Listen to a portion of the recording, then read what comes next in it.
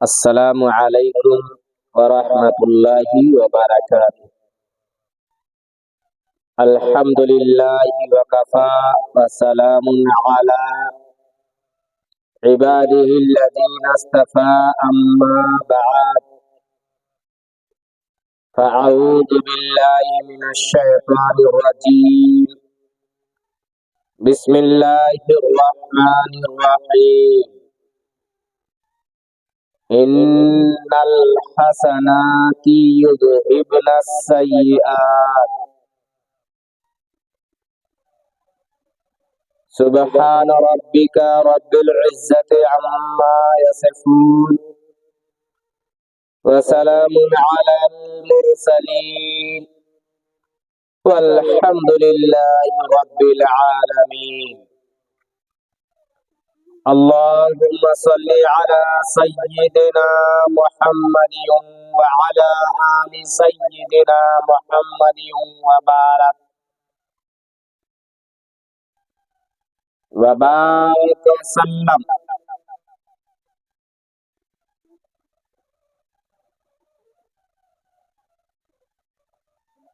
انسانی زندگی کے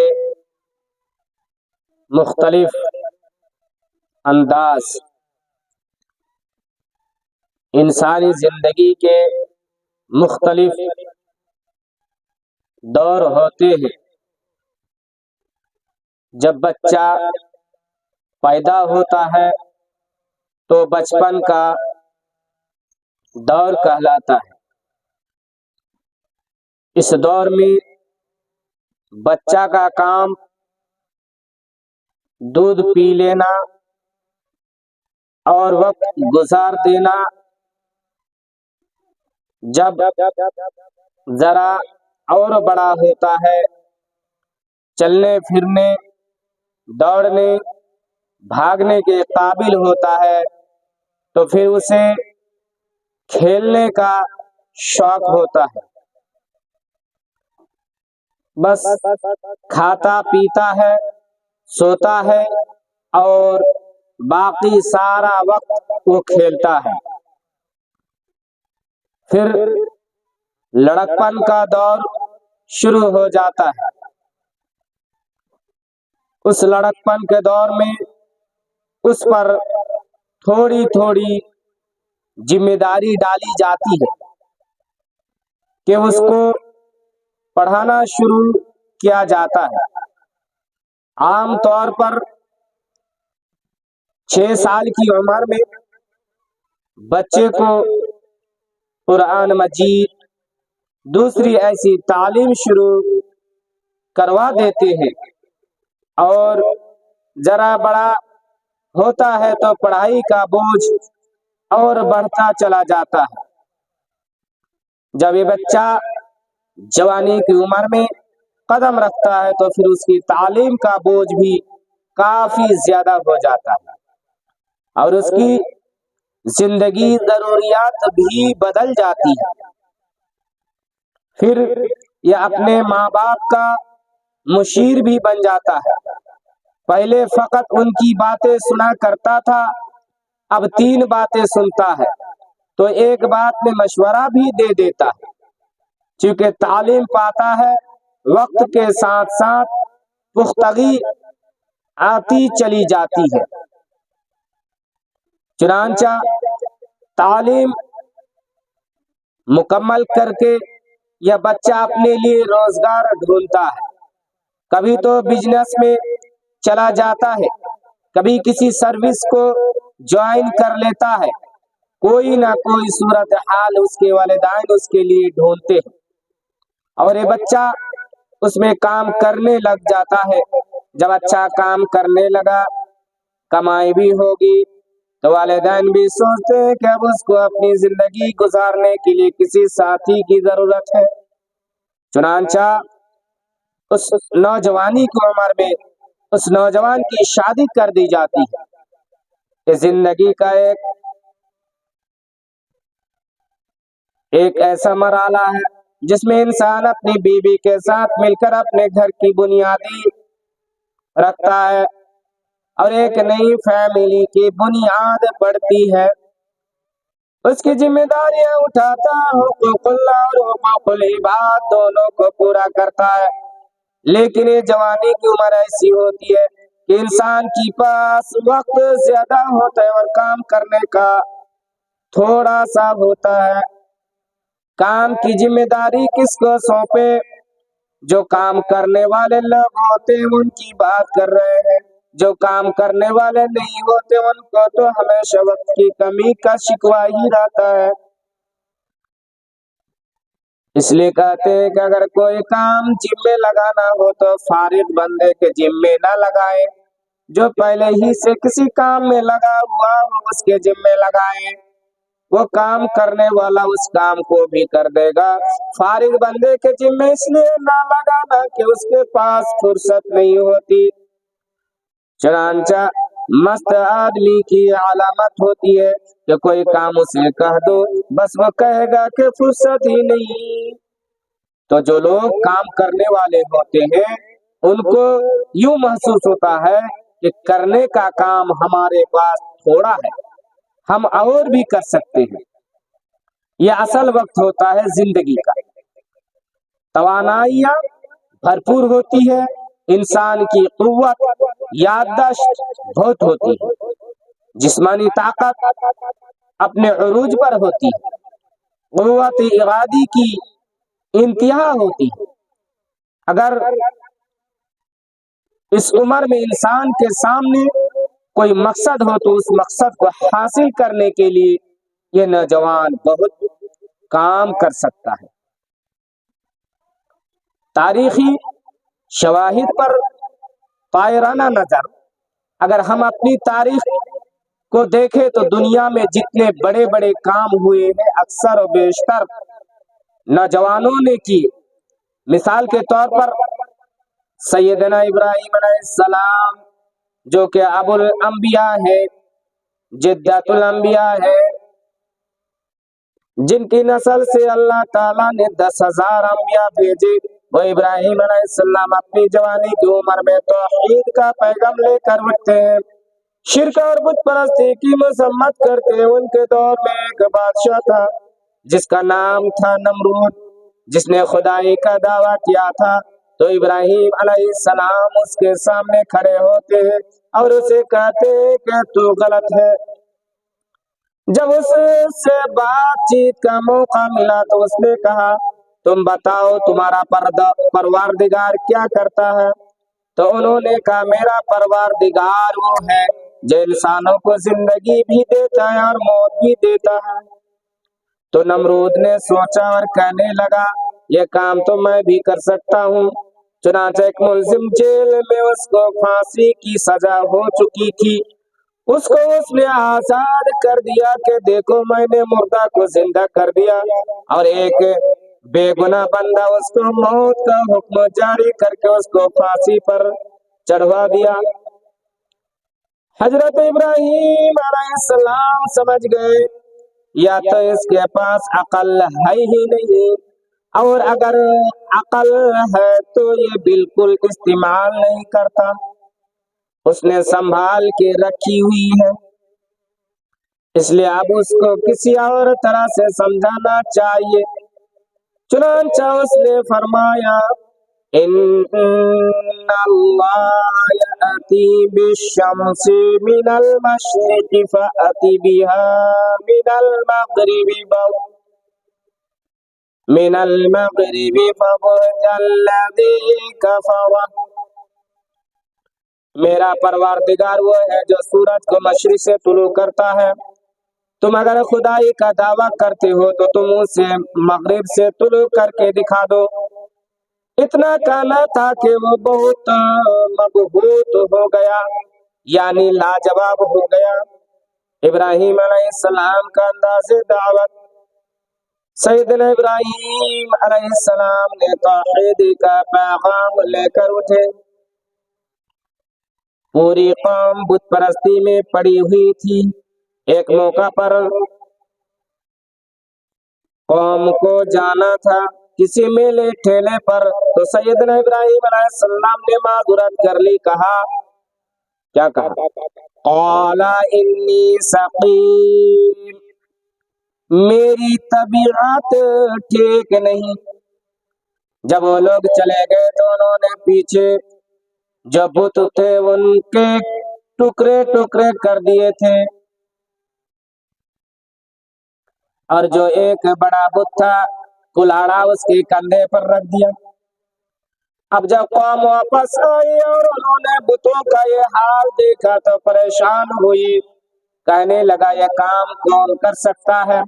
कुरान मजीद ये गवाही दे रहा है कि इस वक्त ये कहा गया कि हमने एक नौजवान के बारे में सुना है जिसका नाम इब्राहिम है, वह हमारे बुतों की बातें करता है। चुनांचे इब्राहिम सलाम को बुलाया गया तो उन्होंने फरमाया जिसके कंधे पर कुल्हाड़ा है उससे पूछो। कहने लगे ये तो जवाब नहीं देता। तो हजरत इब्राहिम सलाम कहने लगे जो अपने आप को नुकसान से नहीं बचा सकते वो तुम्हें नुकसान से क्या बचाएंगे। अब उनको परेशानी हो गई, कहने लगे वंसुरु इलाहतकुम, आओ भाई सब मिलकर अपने खुदाओं की मदद करो। अकल जब अंधी होती है तो यहाँ तक इंसान का मामला पहुंचता है कि आओ अपने माबूदों की मदद करो। कौम एक ऐसी जैसी थी, सबने कहा जी बस उसका कोई ठिकाना ना बनाओ, जला दो। इब्राहिम अलैहिस्सलाम को तो यहाँ से पता चला कि सैयदना इब्राहिम अलैहिस्सलाम को जब आग में डाला गया तो उनकी उम्र कौन सी थी, जवानी की उम्र थी, भरपूर जवानी की। कुरान पाक ने उनको खता कहा है। तो मालूम हुआ दुनिया में हक का बोल लेकर जो लोग उठे और उन्होंने वक्त के नमरूदों को लाजवाब करके दिखाया और आजमाइशों की आग में उनको जलना पड़ा। ये लोग कौन थे? ये लोग नौजवान थे। अंबिया अलैहिस्सलाम की बाहमी मुताबिकत सैयदना मूसा अलैहिस्सलाम की मिसाल देख ले कि उनको फिरऔन की तरफ अल्लाह ताला ने भेजा, इज़हब इला फिरऔन इन्नहु तग़ा, आप जाए फिरऔन के पास बहुत बागी बन गया। तो जब वो आए तो उनकी उम्र क्या थी? ऐसी उम्र थी कि उन्होंने दो आदमियों को देखा कि झगड़ा कर रहे हैं कि एक उनकी अपनी कौम का था और एक कोई और था। उन्होंने जरा हटाने के लिए उनमें से एक के मुक्का लगाया, एक को मुक्का लगाया, ऐसा पंच लगा कि वो तो गिरते ही मर गया। अब ये बुढ़ापे की उम्र होती है, अब ये बुढ़ापे की उम्र होती है, इतनी ताकत कि एक मुक्का लगाकर उस बंदे को हमेशा के लिए टेक्निकल नॉक आउट कर दिया। ये जवानी की उम्र थी, भरपूर जवानी की उम्र। तो सैयदना मूसा अलैहिस्सलाम जब फिरऔन के सामने खड़े हुए उनकी भी जवानी की उम्र थी। असहाबे कहफ का वाक़िया कुरान मजीद में असहाबे कहफ का वाक़िया है। आज जुमा का दिन था और जुमा के दिन जुमा की नमाज से पहले सूरह कहफ का पढ़ना सुन्नत भी है। या असहाबे कहफ कौन थे? वक्त का बादशाह बहुत जालिम था, तो कुछ नौजवान थे जिनको अपना ईमान खतरे में महसूस हुआ। उन्होंने सोचा हम उस जगह को छोड़कर चले जाते हैं। कुरान मजीद गवाही दे रहा है, इन्नहु फित्यतुन आमनु बिरब्बिहिम वज़दनाहुम हुदा। ये लोग कौन थे? फित्तीन, ये लोग नौजवान थे। तो लफ्ज है उनके बारे में नौजवान, तो असहाबे कहफ जो अल्लाह के औलिया बने वो कौन लोग थे, नौजवान थे। तो सैयदना इब्राहिम अलैहिस्सलाम नौजवान, सैयदना मूसा अलैहिस्सलाम नौजवान, असहाबी कहफ भी नौजवान, और सैयदना ईसा अलैहिस्सलाम भी नौजवान। जब उनको इस दुनिया से उठाया गया तो फिर भरपूर जवानी की उम्र थी। नौजवानी के कमालात, जब रसूलुल्लाह सल्लल्लाहु अलैहि वसल्लम ने दुनिया में आकर नबुवत का दावा किया तो उस वक्त उनकी उम्र मुबारक कितनी थी? 40 साल।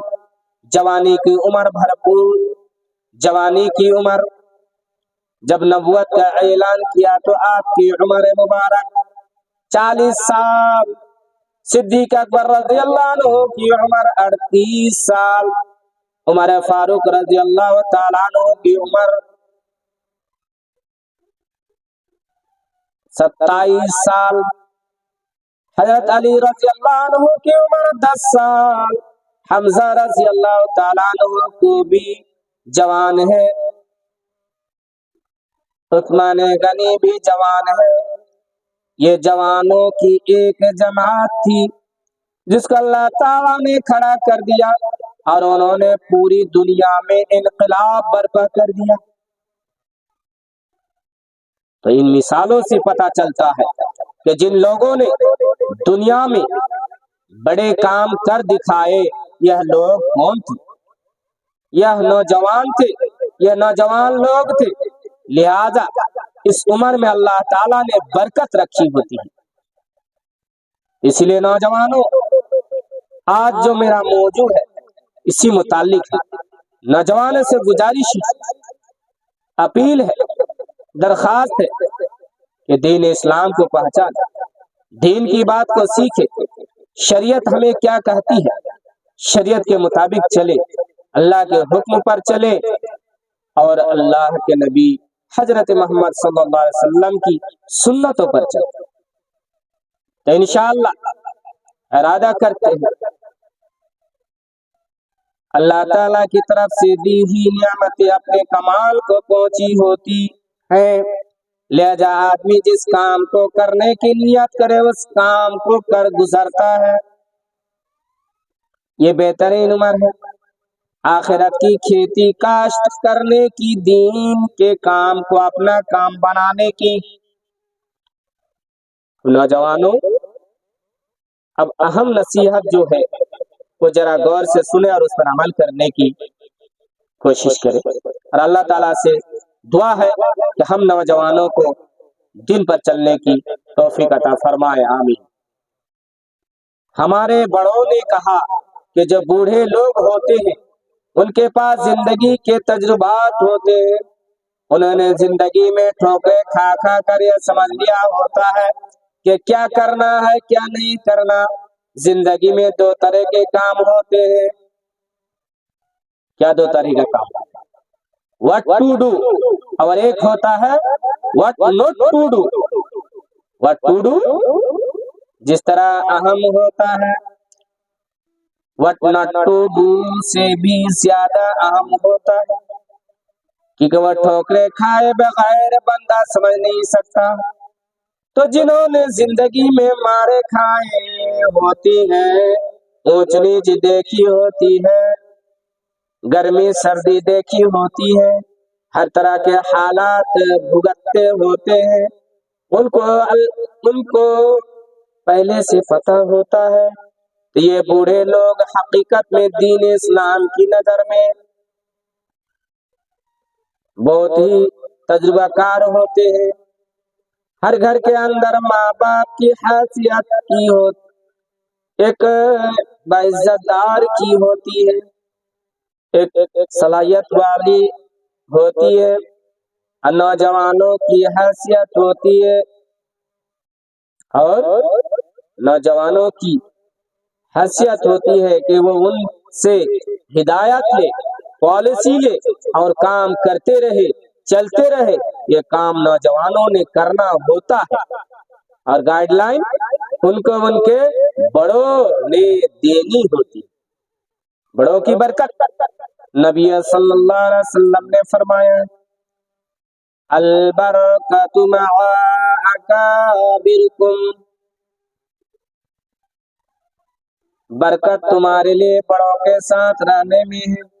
دیکھے ایک ہوتا ہے پانی اور ایک ہوتی ہے آگ، جب دونوں ملتے ہیں تو بھاپ بن جاتی ہے، اسٹیم بن جاتی ہے، اور یہ اسٹیم بڑی بڑی ریل گاڑیوں کے بوجھ کو کھینچتی ہے۔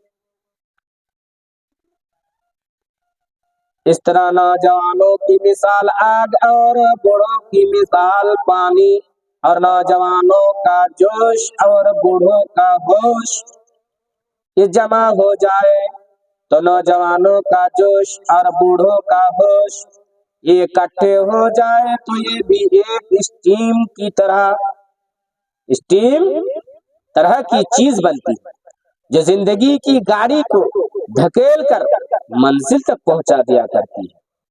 اس لیے جہاں نوجوان ایک دوسرے کی رہبر خود بن جائیں وہاں ٹھوکر کھائیں گے، کیونکہ انہوں نے زندگی کے راستے کو دیکھا نہیں ہوتا۔ جس کو پتہ ہی نہیں راستے کا وہ کیا بتائے گا، وہ تو